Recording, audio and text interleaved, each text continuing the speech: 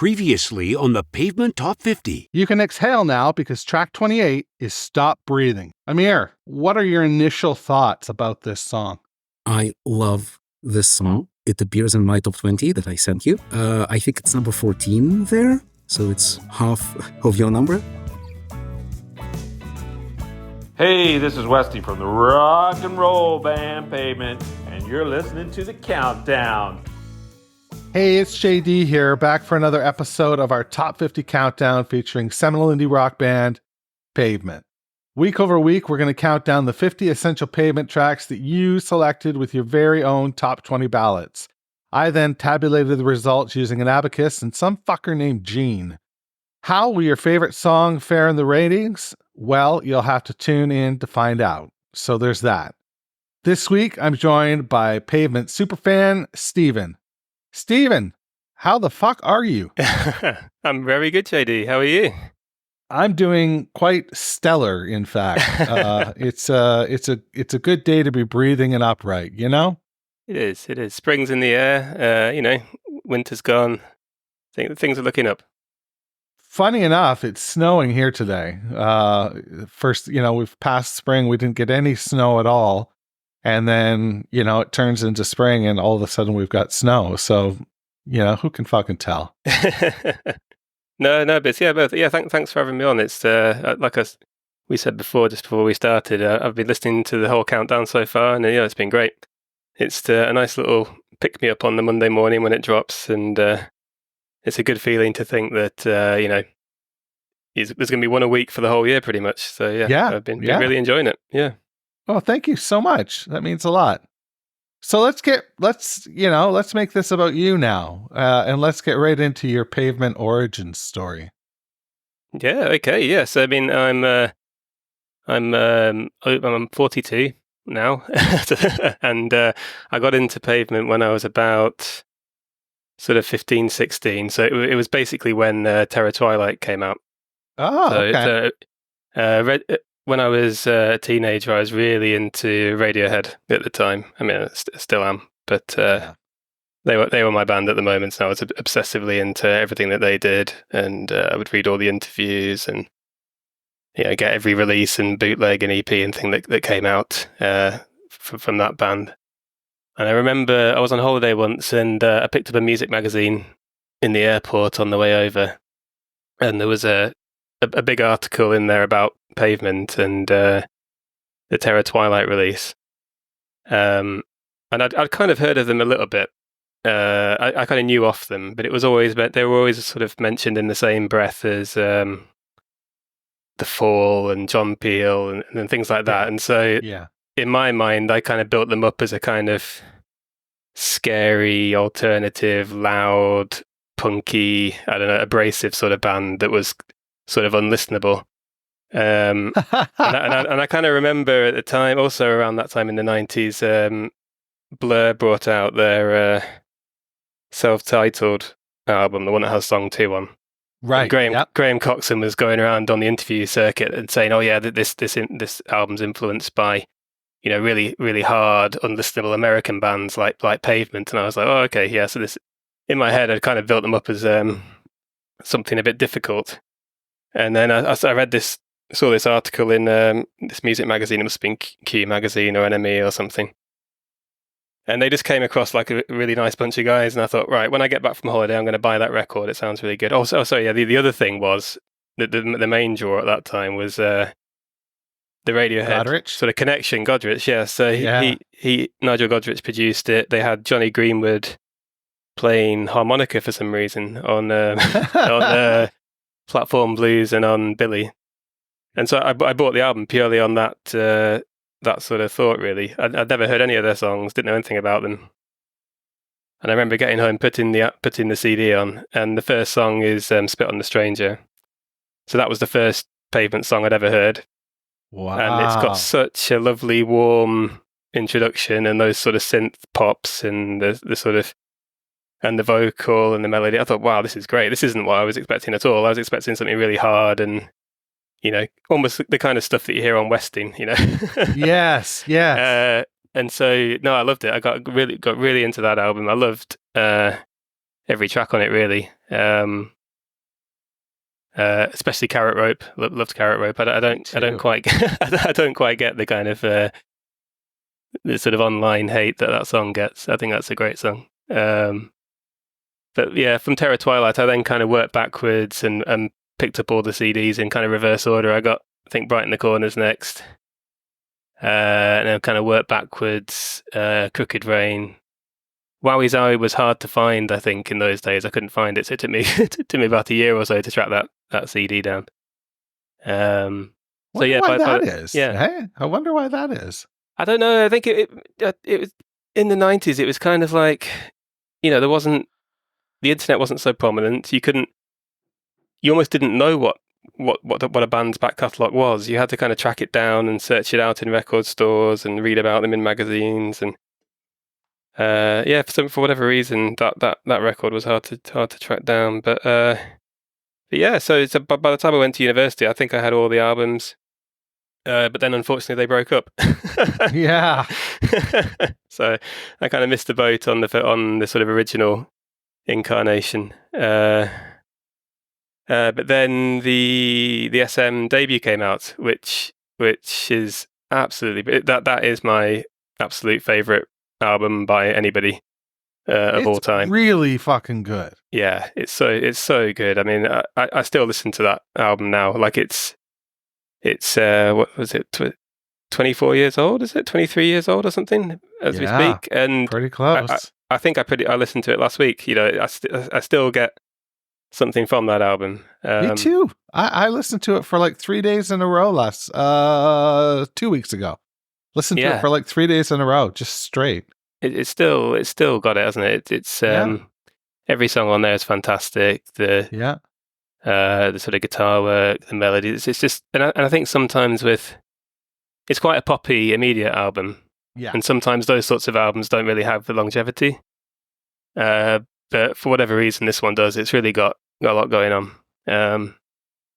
So from that, I kind of, so from 2001 onwards, I kind of picked up all the Malkmus solo stuff as it came out. But none of them really grabbed me like the debut did. Up until Traditional Techniques. So yeah, that's another one that's really got under my skin. That album, it's a great one. I think it came out just at the beginning of lockdown. Yeah, it was 2019. Yeah, and it might be something to do with that. Sort of being trapped in the house with this new record, and I listened to it every day for a long time over lockdown. But that's a really good one as well. Yeah. And it was around that sort of time that I found your podcast, and so oh wow! It was kind of the Traditional Techniques album that made me kind of think, I need to get a bit more into revisiting some of the other Malkmus stuff that I've not really got into the first time round. And I found your podcast and the Malkmus Conundrum podcast. Yes, the other guys did. Yeah, that was great. So kind of that period, that lockdown period for me is kind of synonymous with listening to a lot of Pavement podcasts, listening to Traditional Techniques, and sort of going back and re-exploring some of the other Malkmus solo stuff. But yeah, so yeah, I didn't catch them live. Well, I saw Malkmus solo a few times when he was touring the first album at festivals and little venues, and that was really cool. Yere's one for you. I saw Radiohead, and opening for Radiohead was SM and the Jicks. Oh, really? What year was that? That was Hail to the Thief, when they were touring for Hail to the Thief. Yeah, 2004, something like that. Oh, yeah, that'd be cool. That's about right. Yeah. So they were doing tour. Were they doing Real Emotional Trash or something at that time? What were the Jicks doing?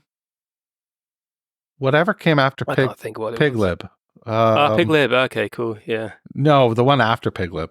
Shit, I can't think of what it was. Face the Truth. I've got it up here somewhere. Face the Truth.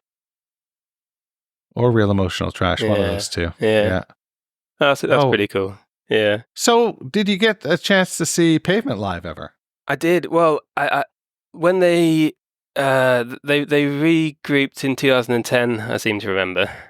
Yeah. And they did a series of shows down in London, and it was the week I was getting married. Tough to escape that.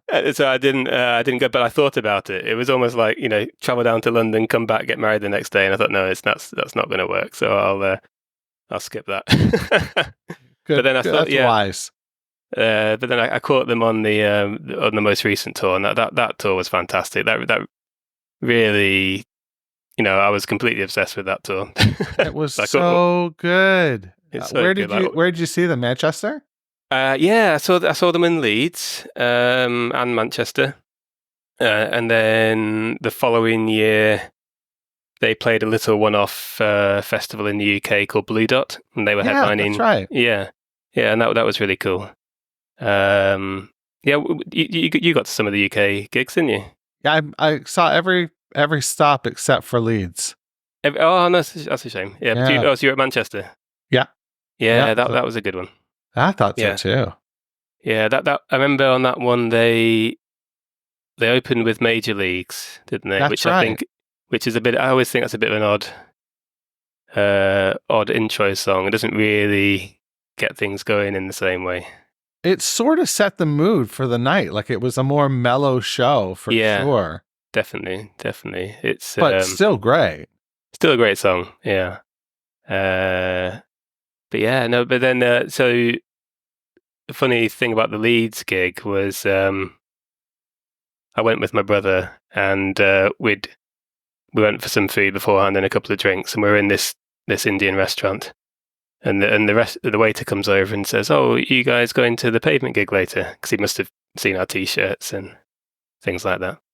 Well, oh yeah, and he goes, "Oh, the band date next door, just an hour ago." So there was another slightly more upper class Indian restaurant next door. And he's like, "Oh no, they just ate there recently." I was like, "Oh God." And so I was like really, really buzzing from that. I was like, "Oh yeah, we've eaten in the restaurant next to the one that Pavement ate in."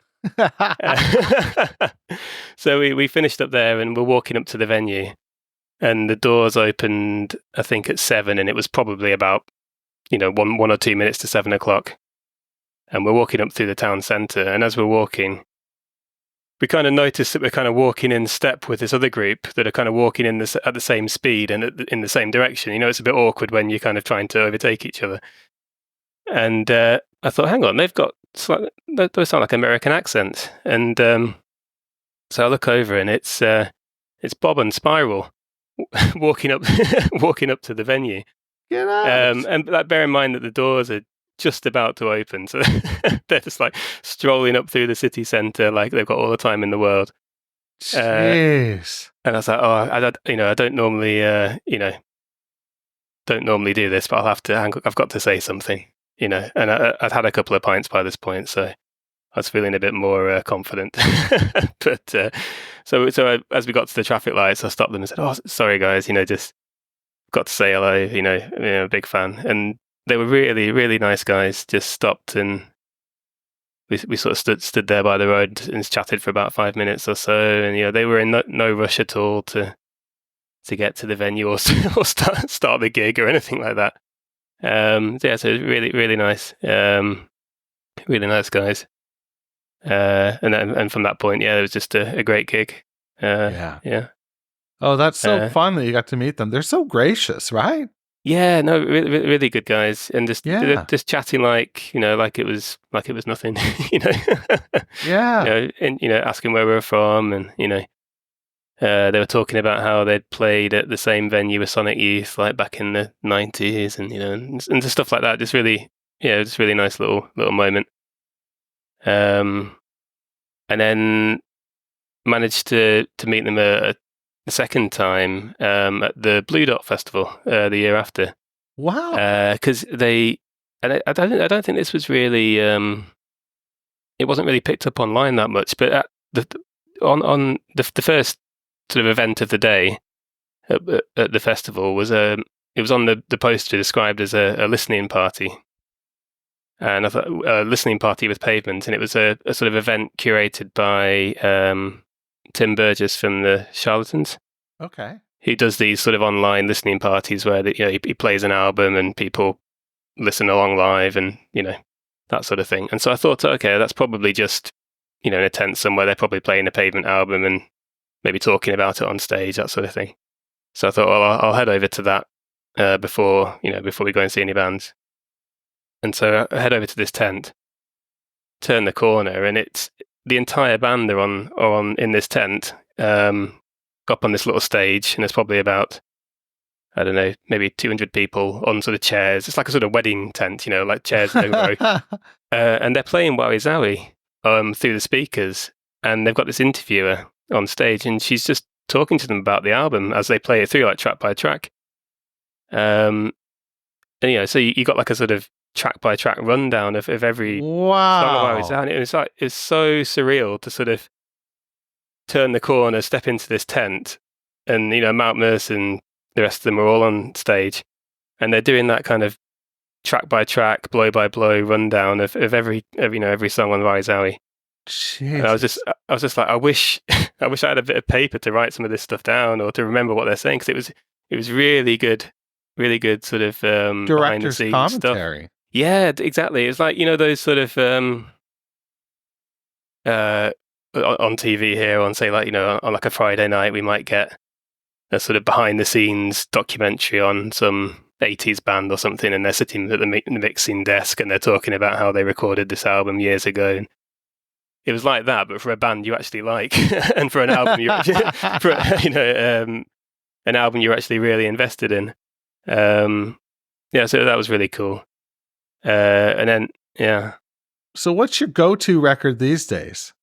These days I would say it's Wowie Zowie. Yeah. Because I think it's got the most variety. Sure does. It's probably like the best single. If you were to sort of say what if you were to give one record to somebody and say this is what Pavement's like, I would say it's Wowie Zowie, because it's got the louder stuff, the quieter stuff. It's really eclectic. When I was younger, it was Crooked Rain that was always the one that I would go to. But I think now it's Wowie Zowie. Huh. Well, what do you think there, Stephen? Should we flip the record and talk about song number 27? Let's do it, yeah. All right, we'll be back right after this. Hey, this is Bob Nastanovich from Pavement. Thanks for listening, and now on with a countdown. 27. Capistrano, swallow, answer to your inner voice, and please return.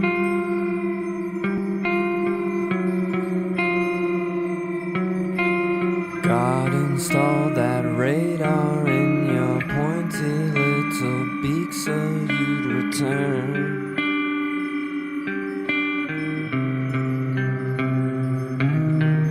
Epileptic surgeons with their eyes X'd out attend to the torn up kid.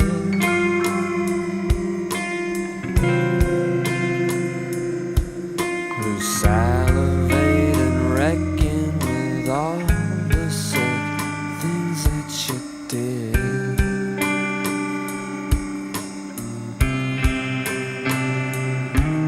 The secondary stumbles 'cause the cadence of the count has led them astray.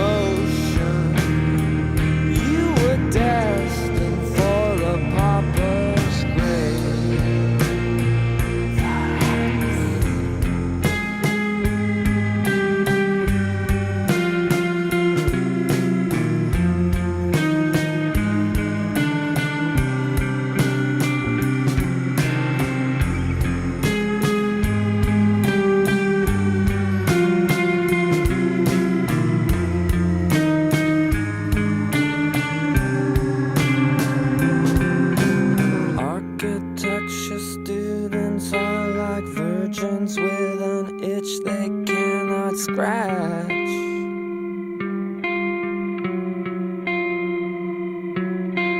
Never build a building till you're 50. What kind of life is that?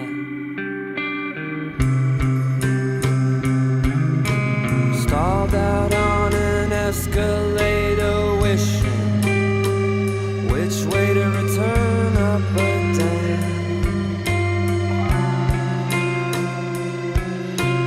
My Palestinian nephew got his face blown off in a dusty crowd.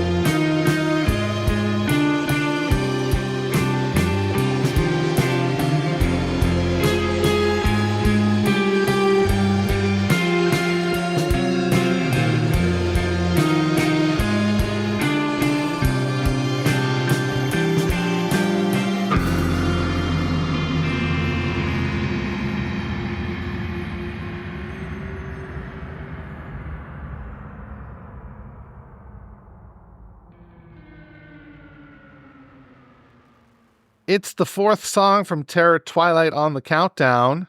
Song number 27 is the fantastic The Hex. Stephen, what are your initial thoughts about this song, The Hex? The Hex. Well, it's a really cool song. It's I think it's completely different to anything else that Pavement does. I think it's very unique. It's got a style which isn't really there in any. I can't think of any other song that's like it. It's it's kind of slow, kind of lurching, atmospheric. It's got it's almost a kind of proggy kind of vibe. But yeah, it's really cool. I love the guitar solo. It's absolutely brilliant. Did they play it at any of the live shows you went to? They did at Blue Dot. Yeah, I was. They didn't at Leeds or Manchester, and I was really hoping they would. And then they played it at the last one, so I was happy. Yeah, really happy with that. They really open it up live, don't they? Oh, it's great. Yeah, really cool song live. It's one of those kind of jammy songs. You know, you can tell it's come from a band session rather than something that's been kind of written in advance. And in fact, you've got there's that other version of it, isn't there? On and then the Hex. On one, and then the Hex. Yeah, that's on the B side, and I think that was part of the Brighten the Corners sessions. Yeah, I believe so. Yeah. And so that version is pretty cool as well, but that's much more.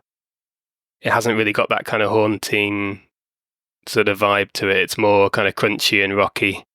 I don't think it really emphasizes that sort of guitar line so much. It's more straight into the kind of chorus, and then like Malcolmus is doing the kind of scatting, yelling bit over the top. It's quite a cool version. Yeah. So you can kind of see how that kind of rocky jam that they started with sort of evolved into this kind of more atmospheric, proggy song. And I'd imagine quite a lot of that is probably down to Nigel Godrich. I bet you're right. Right. Because it's really dense as well, isn't it? Yeah. It's, yeah. Like, whereas a lot of Pavement songs tend to be sparse production-wise, the whole Terror Twilight is so rich and atmospheric. Yeah. This song is a great example of that. Definitely. It's almost kind of claustrophobic. It's kind of swirl. You know, you can kind of get lost in it. It's a really cool song. In fact, on the Nigel Godrich sequence, I think he puts it at number 2. So he obviously thinks it's like should be up there at the beginning. I do think it works a bit better at the end as a as a sort of finale rather than putting it right up there at the beginning. I like the sequence that they put together for Terror Twilight. I think I like it a little bit better than the Godrich sequence, but it's cool that we have both. Definitely, yeah. Yeah. It's funny how the record. It does. It's funny how a sequence can change the feel of something. Yeah. But the like I was saying before, that Spit on a Stranger is just the perfect opening for an album. I think it's spot on to put that at the beginning. Yeah. But to start off with the Hex is pretty dense. It's pretty yeah. But really cool. So do you have a handle on what this song is about? Well, I was having a think, and I've been listening to this song a lot over the past few weeks in preparation, and trying to get a sense of what's going on. But to me, it feels in some ways it's a bit Radioheady, because I think it's kind of a bit about existence and alienation and feeling sort of lost, and like some of the lyrics, he's talking about sort of being reeling around the parking lot, being lost in life and not knowing where you're going. There's some great stuff in the lyrics. That line about the epileptic surgeons with their eyes X'd out. It's pretty creepy stuff. Attending to the torn up kid. So you can kind of imagine this sort of, you can kind of read that as someone who's sort of physically broken, or someone who's maybe emotionally torn up, like, life has just got too heavy and right, broken them down, and you've got these sort of zombie twitching surgeons attending to, attending to this kid. So pretty sort of nightmarish kind of stuff. I love that line about the secondary stumbles because the cadence of the count has led him astray. I just love the sort of syncopation of that line. It's brilliant. And then you've got the sort of section about the architecture students, which is I fantastic. love that. Yeah, that's got to be one of his best lines. Definitely, it's really funny. And it kind of he has these lines like the bit about the architecture students with the itch they can't scratch, and the surgeons in the second verse, and songs like Grounded, where he's sort of taking a pot at doctors, and it seems like he's got this kind of he likes to sort of take the pot shots at the professional classes. I think he's there from the sort of creative side, the artistic side, and he's looking at the people that are kind of dedicating their lives to these sort of to these professional and technical endeavors, and he's sort of taking little pot shots at that. I think that's great. I like that. That's good. But yeah, it's kind of. It reminds me of a lot of like a Radiohead song, something from OK Computer or something, where it's talking about the state of the world, and alienation and being lost, and these sort of little nightmarish vignettes here and there. Really good stuff. The line about the swallow at the beginning is pretty cool as well. I mean, I think so too. Yeah, I mean, I think that's him kind of, in some ways, kind of showing off a little bit about some, his knowledge about migratory birds. Which, you can see that. So it's quite humorous on that side, but also I think it's kind of talking about. So the line is, swallow, answer to your inner voice and please return. God installed that radar in your pointy little beak, so please return. So it's kind of like, it's a bit, you could see it one way, it's about nature, about migratory birds, or you could see that it's something to do with kind of like destiny and fate. How these creatures are kind of, they're drawn back. They've got no sort of free will. And you can maybe see it like perhaps it's kind of maybe like a broken relationship, and he's, his partner's, broken up with him and gone off, and he knows they'll come back because they're drawn back with this sort of instinct, this kind of fate. You can't escape this kind of instinct that's within you. This is good. Yeah, so it's all I think there's a lot of stuff in there like that, which is I think different to your average Pavement song. It's a lot more downbeat, a lot darker, a lot sort of a lot more sort of oppressive, and that together with the whole sort of rhythm of the thing and the kind of sort of lurching guitar line that sort of just, that sort of those sort of bass notes, and then sort of dun, dun, dun, dun, that sort of descending guitar part all the way down.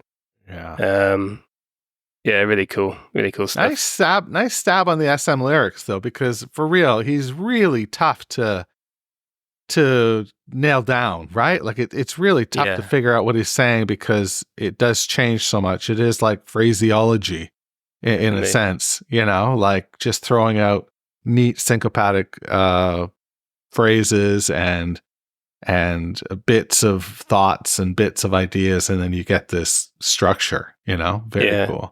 Definitely. It's more about the kind of image, it's kind of poetry in that sense, isn't it? Because it's more about the image it creates in your head than anything literal, Yeah. How do you feel about the ranking of this song? So is it properly ranked? It's 27. Is it 27. Should it be higher? Should it be lower? Yeah, I mean, not wanting to question the abacus, but I think it could be higher. I think I was just looking at my submission to you, and I think I had it at 13. That sounds more about right. Like just outside of the top 10. I think it's one of the greats, definitely. I mean, it's different. I can understand why it's lower, because I don't think it's a Pavement song. In that sense, I think it's more of it's not really representative of what they do. It's quite unique. It's more of a kind of. It also shows you that. Sorry, I apologize. Go. It also shows you that Terror Twilight just doesn't have the same love that that other Pavement records have.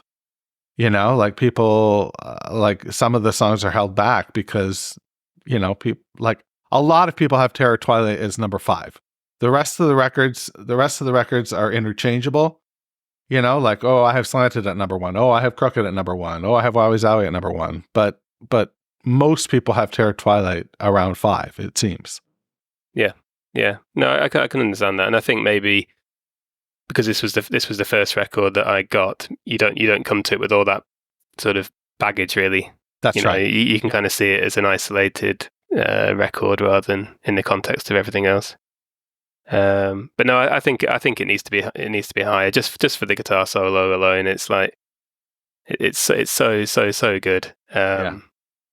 It's almost kind of a bit Pink Floyd-y, a bit kind of proggy. It's probably like the cleanest guitar solo that he does, really. Like most of the guitar stuff that he does is kind of sort of intentionally sloppy and jagged, distorted, and he's hitting these off key notes on purpose, and like the solo on Finn, which is another absolutely fantastic solo, but that's all like that's completely all over the place, in a really good way. But in a great way, yeah. Whereas this solo is much more tightly controlled and sort of almost like classic rock. It's really nice. Interesting. Classic rock. Okay, I can see that.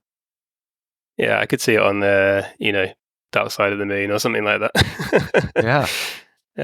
But yeah, I was just listening to Dark Side. Oh, right, yeah. Before we got on the call. Yeah. Nice. Yeah. Yeah. Well, man, it's been great having you on to talk about your origin story and the hacks. Is there anything that you want to plug or anything like that? No, not really. No, I don't really have much internet presence or produce anything creative. So no. Well, that's cool. Really to say. That's cool. Nevertheless, no. I really appreciate your time, and I thank you so much for doing this. No worries. No, it's been a lot of fun. I was looking forward to this for a long time, and like I said, I've been enjoying the countdown so far, and looking forward to seeing what comes up at the top. I'll never tell. Yeah. Well, I'll tell in December, but all right, Stephen. Thanks so much. Talk to you soon. Watch your goddamn hands. Worthy. Thanks for listening to Meeting Malcolmus, a Pavement podcast, where we count down the top 50 Pavement tracks, as selected by you. If you've got questions or concerns, please shoot me an email, jd@meetingmalcolmus.com.